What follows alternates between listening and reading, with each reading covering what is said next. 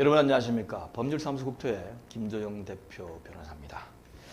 지금 대선 후보분들께서 공통적으로 공약하고 있는 것이 경인선을 지하화하고 그 다음에 그 지상에 아파트를 건축해서 그 주택 공급을 늘리고 대신 경인선 지하화하는 그 비용을 좀 보충하겠다라는 식으로 하고 있는데 저희 견해로 볼 적에는 불가능합니다. 왜 그런지에 대해서 제가 설명을 드리도록 하겠습니다. 먼저 경인선 노선도 및 주변 현황을 한번 보겠습니다. 경인선을 보면 이제 서울서부터 인천까지인데 구로역부터 쭉 해가지고 지나갑니다. 이쪽이 동쪽이고 이쪽이 서쪽, 그리고 이쪽이 북쪽, 남쪽이죠.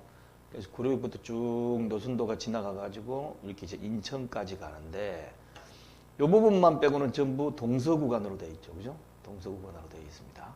그런데 이걸 확대를 해보면, 이건 네이버 지도를 확대한 겁니다. 확대를 해보면 전부 이 노선상에, 그러니까 우리가 서울하고 인천이라고 하니까 주변에 논도 많고 뭐 밭도 있고 뭐 혹시 이럴 수도 있다. 산도 많고 이래가지고 지방에 계시면 그럴지 모르겠지만 여기서 살거나 이걸 타고 지나가 보면은 이 주변이 전부 연결되어 있습니다. 단 한 틈에 뭐 논이라든지 이런 게 보이지를 않아요. 그래서 전부 이렇게 보면 이 철도 경인선 경인 전철입니다. 위치상으로 올라가 있기 때문에 이거를 제외하고는 양쪽 다 집들이 전부 빽빽하게 들어가 있어요. 빽빽하게 들어가 있습니다. 한 채 뭐 틈도 없습니다. 대부분 쭉 다 이런 식으로 단독주택이 됐든 가끔 공동주택이 됐든 이런 식으로 쭉 이제 아파트가 들어가고, 실제 이 아파트를 좀 더 확대해 보면 이게 이제 아파트 한 동이고 이게 전철 폭이에요. 폭입니다. 그래서 이 폭도 그렇게 넓지가 않습니다. 고속도로 같은 경우는 좀 많이 넓는데 이 전철만 다니기 때문에, 국철만 다니기 때문에 그 사이에 틈이 별로 없어 이 노폭이 이렇게 많지가 않습니다. 자, 그러면 여기에다가 노선지상에다가 아파트를 신청할 경우에 어떻게 될까요? 노선지상에다가 지금 대선 후보들께서는 전부 그걸 지하화하면, 예전부터 수건 사업이었거든요. 왜냐하면 그걸 지하화시키고 거기를 공원으로 만들면 남북 간에 단절돼 있던 거, 그 다음에 주민 간에 단절돼 있던 것을 다 소통시킬 수 있다라는 것 때문에 너무나 좋은 거고, 또 당연히 찬성을 합니다. 그런데 지금까지 그럼 왜 안 했느냐? 왜 못 했느냐? 돈 때문이죠.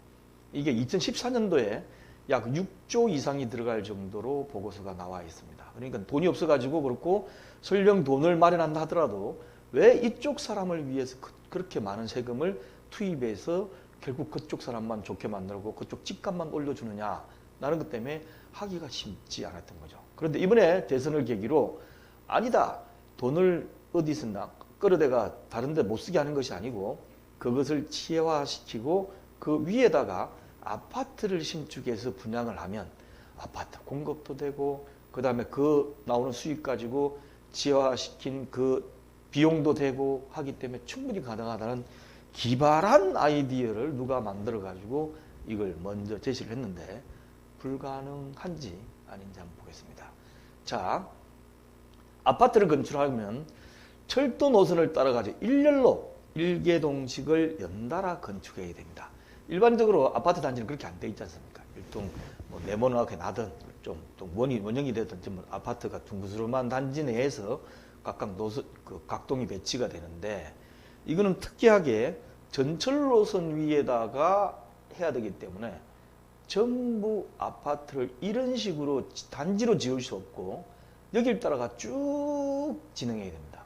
그래서 이거를 제가 어느 분한테 말씀을 드리다 보니까 그럼 주변에 있는 땅을 좀 매입해가지고 이렇게 하면 될 거 아니야. 그런데 주변에 전부 논의 경우는 없습니다. 전부 주택, 공장 다 이렇게 있어요.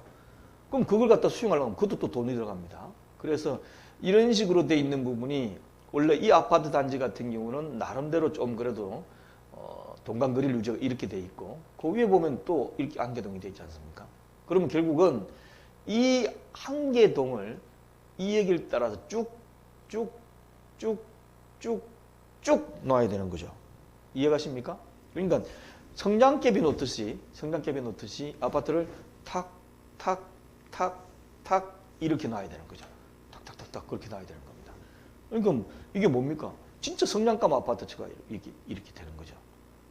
이렇게 되는 거죠. 이렇게 되면 어떻게 되죠? 현재 경인선이 대부분 동서방향으로 되어 있기 때문에 동서방향으로 좌우로 되어 있기 때문에 이 철도상의 아파트를 뭐 30정짜리 이렇게 건축하면 거의 100% 북쪽에 있는 주택에 대해서 일조권 침해, 그리고 더 심한 거는 바로 앞에다가 고층 아파트 들으시면 조망권이 전혀 다 침해가 돼버려요. 그래서 우리나라 같은 경우는 지금까지 법원에 공사로 인한 일조권 침해, 조망권 침해 소송을 하면 조망권은 잘 인정을 안 해주는 편입니다. 그렇지만 일조권은 굉장히 엄격하게 적용을 해요. 그런데 이게 아파트가 올라가 가지고 북쪽에 있는 주택을 전부 다 하게 되면 어떻게 되죠? 안 되지 않습니까? 이 위가 전부 다 지금 일조권 다 침해가 가요. 그리고 이게 전부 주택입니다. 주택이에요. 조금 전에 보실까요? 한번? 조금 전 앞에 거를 쭉 보면 전부 이런 식으로 되어 있어요. 다 집이에요. 집. 다 집이에요. 조금 전에 봤던 거 한번 보죠. 전부 집입니다. 전부 집. 북쪽에. 근데 이걸 어떻게 커버를 하느냐 이 얘기죠. 그래서 이거는 지금 쉽지가 않습니다. 쉽지가 않아요. 그리고 또 하나는 일렬로 길게 늘어져 가지고 아파트가 신축이 되면 아파트가 길게 이렇게 늘어나 있지 않습니까? 그러면 아파트 주민 간의 교류도 힘들고 커뮤니티 시설 활용도 어렵고 짓기도 힘들고 이용하기도 힘들고 헬스장 가려고 그러면 한 300m 걸어가야 돼. 네? 어떻게 동 여러 개를 해가지고 갔다 보면 뭐 엄청나게 걸어가야 돼. 활동이 극히 제한적이 될 수밖에 없습니다. 그리고 이 전철 간에 서로 교행이 되도록 되어 있기 때문에 이게 복선이든 복복선이든 상관이 없어요. 그 노선 폭이 얼마 안 되기 때문에 신축된 아파트 동으로 출입하는 차량이 있을 거 아닙니까? 그래야 아파트 사람이 살죠. 진출입도 되기 힘들고 주차장도 길게 나와 있습니다. 길게. 그러다 보니까 101동, 102동, 103동을 연달아 쭉 지면 101동 사람이 103동에 주차할 때가 삽병들면 한 100m 걸어가야 돼. 이런 식으로 굉장히 어려울 수가 있습니다. 그래서 기존에는 철로로 단절됐다 그래가지고 이걸 지화하려는 건데 지화해가지고 공원으로 만들면 전혀 상관이 없어요. 너무 좋죠. 돈이 없어서 못 만드니까 이제 아파트를 짓겠다는 거예요. 그러면 기존에는 철로로 단절됐다가 이제는 그거보다 더 심한 아파트 건물로 단절이 되는 겁니다. 그렇게 되면 어떻게 되죠? 이 남북 간에 있던 주위에 있던 주민들은 거의 100% 반대할 것이고 자기들이 이익만을 위해서 반대하는 것이 아니고 실질적으로 당연히 그럴 수밖에 없는 그런 겁니다. 그러다 보면 지금 이 노선상에 전부 이렇게 길게 아파트 단지가 있다 보면 어떻게 되죠? 전 세계 유례를 찾아볼 수 없는 기형적인 아파트 단지가 나오게 되는 겁니다. 그래서 결론은 일단 지하화한 뒤에 그 지상을 공원화하는 것은 가능합니다. 좋은 일이죠. 그러나 많은 예산이 소요되기 때문에 그 많은 예산을 왜 이 지역 사람들을 위해서 하느냐? 얘들 제대로 할 수도 없는 거를 표기 위해서 하는 것이 아니냐. 지금은 여야가 동시에 한다 그러기 때문에 표가 어디로 갈지도 몰라요. 그렇지만 결국은 이 공약은 지키기가 어렵습니다. 그래서 저는 이 지상에 아파트를 건축해서 경인 전철 부분을 지화한다는 것은 불가능하다라는 게 저희 판단입니다.